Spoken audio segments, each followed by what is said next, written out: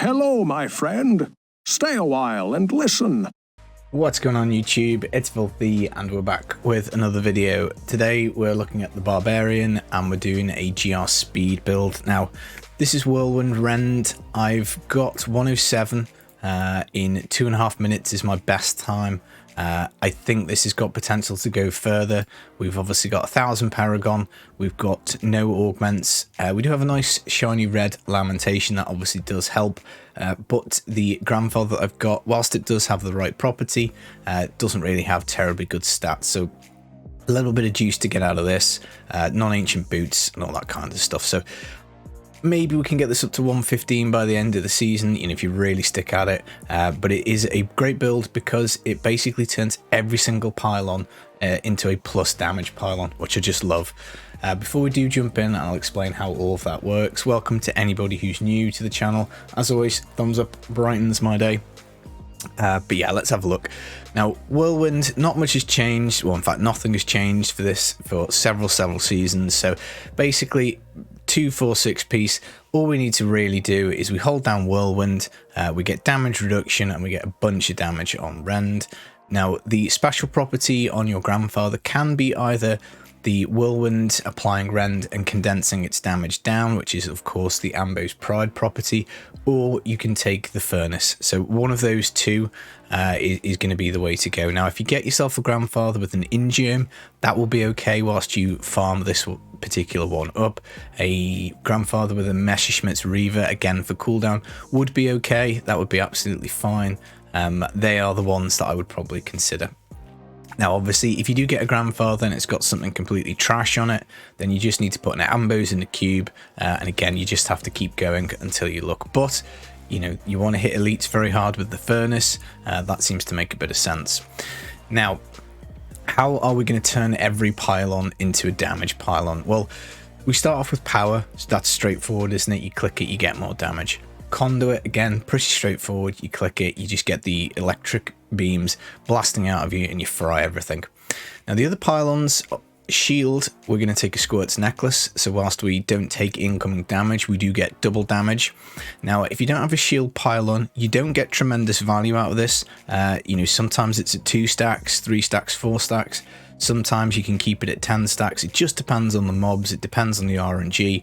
But basically, if you do get a shield pylon, you're turning that into a 2-minute double damage pylon, which is just brilliant. So I would always take the Squirts. It does make us slightly thin on toughness because when we do get hit, it takes that negative effect for us. So it is a bit of a risk reward item. Again, on here, you want physical damage. So we could squeeze another tier on this build if we had, say, physical double crit. But obviously it does take time to farm up the amulets. Now, so that just leaves speed. So a speed pylon and a cooldown pylon. So we'll lump them in together, I guess. So cooldown, obviously, Wrath of the Berserker. We're not taking a Zodiac because we're squeezing in the Bastions of Will, Focus and Restraint for extra damage. So 50% times 50%. You proc it basically with Whirlwind and with Furious Charge. So that's how you get that going. So we have no Zodiac. So cooldown pylon is just brilliant because it will give us, you know, once you click the pylon, it will refresh Wrath of the Berserker for you. So you can then pop that again. And you won't be too far off keeping perma uptime when you do have a cooldown pylon. Obviously, it only lasts a minute, but it is extra damage. Now, the way we turn a speed pylon into more damage, and again, this feeds into the cooldown pylon, is we're actually going to take the Strongarm braces. So these give us a 30% extra damage when we hit something with a knockback. Now, the way that Ignore Pain works is we basically knock enemies as we run. So when we've got Ignore Pain up, we smack stuff up into the air and is extra damage.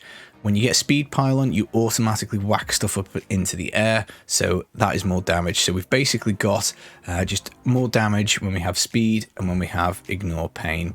Now, I haven't gone for Mortix Brace. I personally think that is a bit of an overrated item for the Barbarian.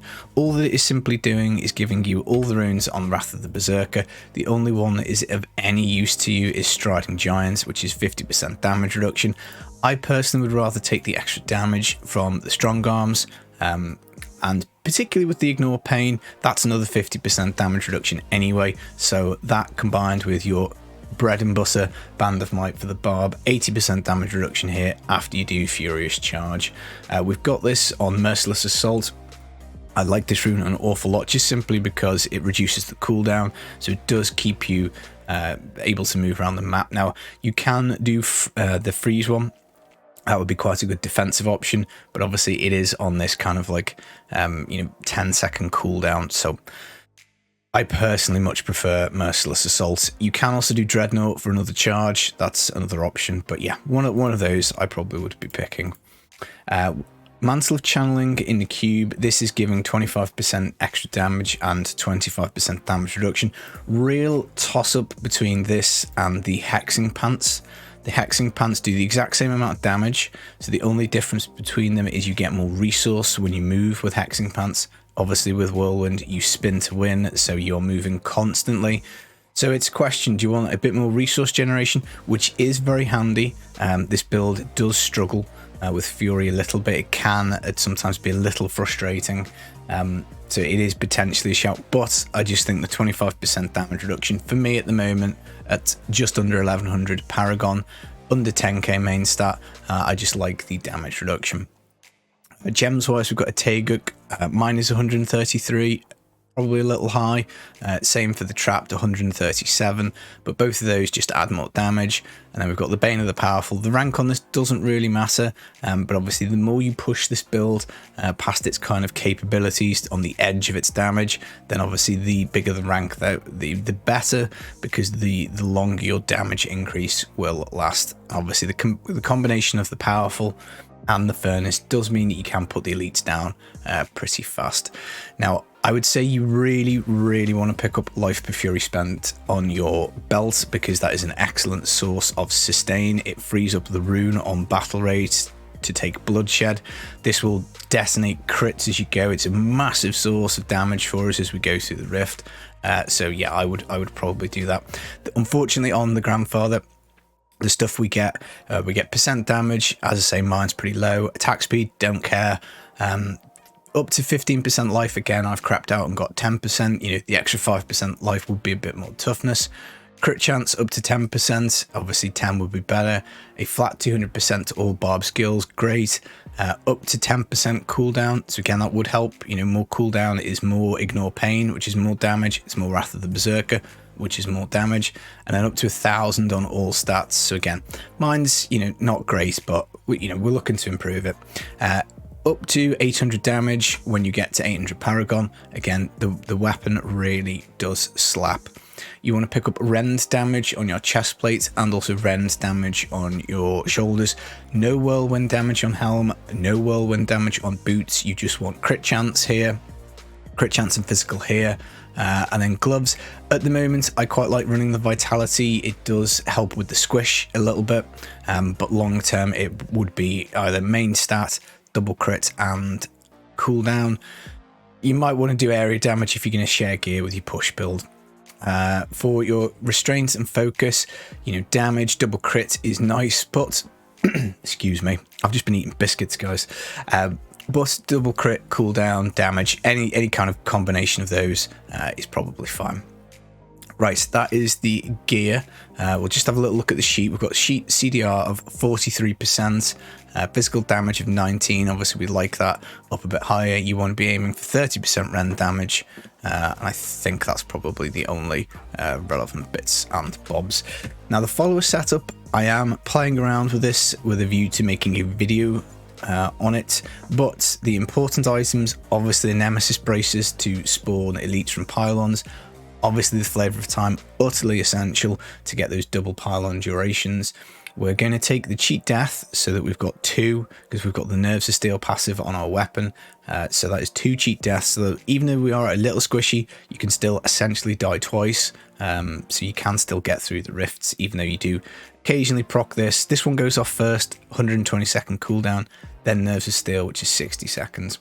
I've actually gone for Powered Shield, just again to try and help ease the damage reduction from range stuff, but the extra 10% increased damage on a 20-second cooldown would be, you know, that would be nice, but this is what we've played with.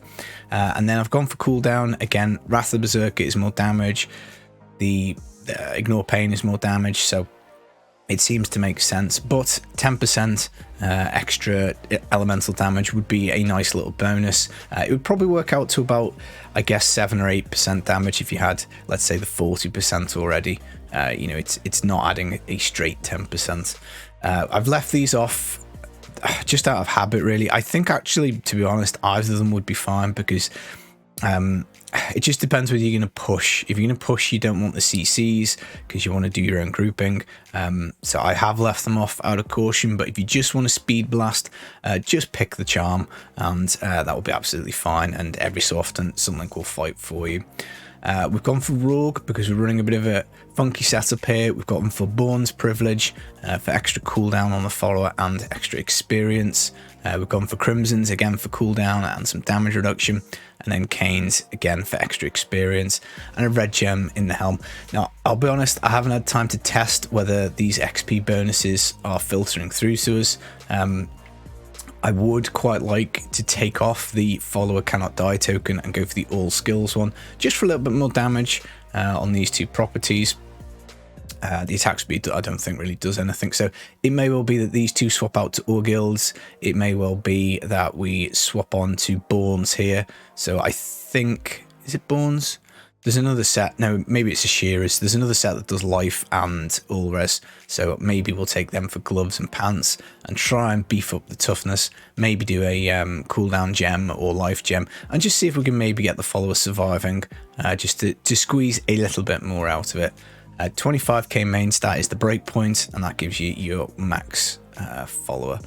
Obviously, if you need to reroll stuff as a barb, just chuck it to an intelligence class, reroll the main stat, which is pretty much what I've done on some of these pieces.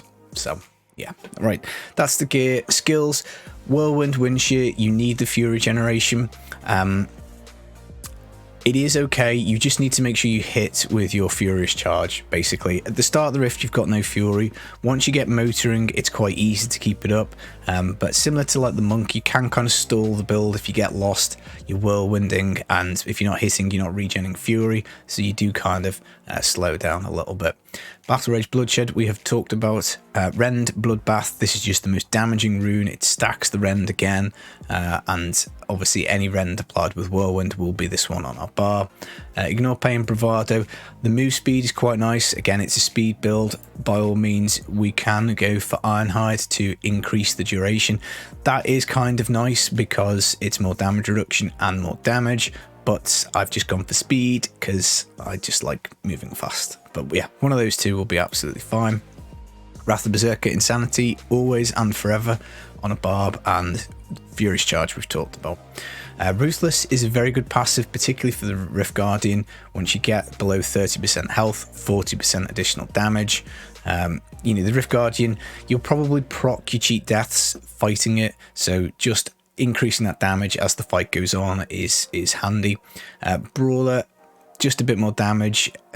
You know, again, not very helpful for the boss, but in general, you'll near enough always have 3 enemies around you, so it is kind of nice. Rampage, we get up to 25% extra strength as we chain a kill streak together. This scales really well later into the game, so we're not getting as much value out of this as we will do once we've put augments on, but still it's very nice. It's more damage, it's more toughness. And then Boonable Kathos, utterly essential. Knock 30 seconds off your Wrath of the Berserker cooldown. And as we say, I've got Nerves of Steel on the weapon. I probably would drop Brawler for Nerves of Steel if I had something trash on the weapon. Berserker Rage is okay. Again, you have to kind of, you're not going to get full uptime on it because you're not going to have full fury at some of the time. Pound of Flesh would make you move a bit faster when you got health globes. That would be cool.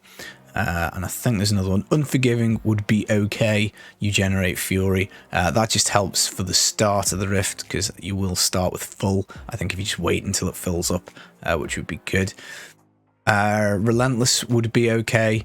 You know, that would kind of help you out in a jam. Tough of Nails would be fine, a bit more damage reduction, as would Superstition. Animosity would also be okay. Max Fury, again, kind of helps us out. Fury Gen helps us out. Weapons Master is useless, I think. And saying that, is this actually classed as a mighty weapon? I don't know. It says Ancient Ethereal Crushes, so maybe someone in the comments knows, but that could be another passive to take. Maybe should we try that actually? Let's try it. See whether it generates particularly much more fury. Right, let's go for a spin. Yeah, we'll talk about it. So we come in, we're going to wait until we see something. Wrath of the Berserker. We're then going to gas up some fury to cast the bloodshed. Now you need to make sure that your Band of Might never drops. Okay, that is like if you drop that, you will insta proc. And you just need to make sure you're hitting with Furious Charge. 2 reasons. One is Fury generation, as we covered, and second is obviously that is a way of activating our Band of Might. So the Whirlwind will always do one of them, but we need to do the other parts ourselves. Now, as you can see, we took quite a bit of damage there, but with the life per Fury spent, we can kind of top ourselves up, and then we're not that far off getting Ignore Pain, and we can start kind of DPSing. Again, this build gets faster as the Rift goes, because at the start you don't have your Bane of the Powerful up. You also, you know, as you go, you kill stuff, you get Pylons, and realistically, how fast these Rifts are will depend 100% on your RNG. If you get yourself a shield pylon right at the start, it is absolutely godly because it's 2 minutes of extra damage. And, you know, if you can kind of, I mean, cooldown's fine. You know, we've now got Wrath of the Berserker and Ignore Pain for 2 minutes. So you'll really see this start to cook now. And as you spawn elites, you can kind of melt them. And then the more progress you get, the way obviously speed drifts work, the more chance you have of getting Pylons because your progress bar fills up, and then you just kind of snowball it. So as I say, it's a little bit slow to get going because it does, particularly if you've been playing a bit of Monk or Demon Hunter, it does feel a little slow because those classes are just ridiculously fast. But as you can see, cooldown Pylon, brilliant. We have no toughness issues just because we have perma Ignore Pain, which is brilliant, and pretty much perma Wrath of the Berserker as well. Now, you can play this, I guess, with the Zodiac Ring if it bothers you not having the perma uptime on stuff. But honestly, I do think taking a convention of elements is just a bit clunky because you're hoping that your physical rotation rolls around when you need it to, and it's quite a lot of damage. The focus and restraint, it's quite nice. But this isn't too bad. We've only had the one Pylon, so you know, no great RNG for the video. Maybe we'll get another one. The boss can be a bit tricky if you get a map like this where you've got no Pylons, you're super unlucky. You can have a little difficulty with the boss sometimes, but if you've got any kind of Pylon, you will 100% get through it without any bother. It also depends on the boss as well. You know, if you let your Band of Might drop, then you're obviously in trouble. So that is a welcome sight. This is the shield pylon. Obviously this rift would have been much faster if we got this at the start, because this will now essentially be double damage. And in terms of playing the build, you can always duck back and forwards because obviously the rend is a dot, so you can sometimes get back to, you know, you can kind of mow stuff down and go back to it, and by the time you come back it might have well bled to death. The Battle Rage Bloodshed, you'll need to refresh once per speed rift generally, so you tend to wait until it runs out. Again, it costs fury, but if you've got stuff to hit, you know, absolutely fine. And then speed, more damage now because of the Ignore Pain. And yeah, not too bad. This would look about, I don't know, 3.5 minutes maybe. But it is total RNG. Whatever it is that you get, you know, if you do get the shield pylon into conduit on battlefields or festering, you will blast it in 2.5 minutes. But yeah, 4 minutes, including commentary. It's not too bad. Let's have a look. What did we get? What do you reckon, guys? What do you think this is? Ooh, please be something good. Primary skills attack 50% faster and deal up to 200% damage. So that would be okay for Frenzy. I think I've got a better one of those. Yeah, I'll stick it in the stash and we'll have a look at it. That is Whirlwind, guys. Spin to win. 107 in 2.5 minutes and onwards. I do think we can get this a bit higher once we've augmented, once we've put on another 400-500 Paragon. Yeah, maybe 115 is the target. But yeah, I hope you like the build. Strong arms, squirts, very nice combination to squeeze more damage in. You can obviously do this on quite a few builds. Any build that's got a free amulet slot and free bracer slot, always good to try and work it in. I hope you enjoyed the video. I hope you're staying safe. I will be back in a few days with some more videos. Take it easy. Peace.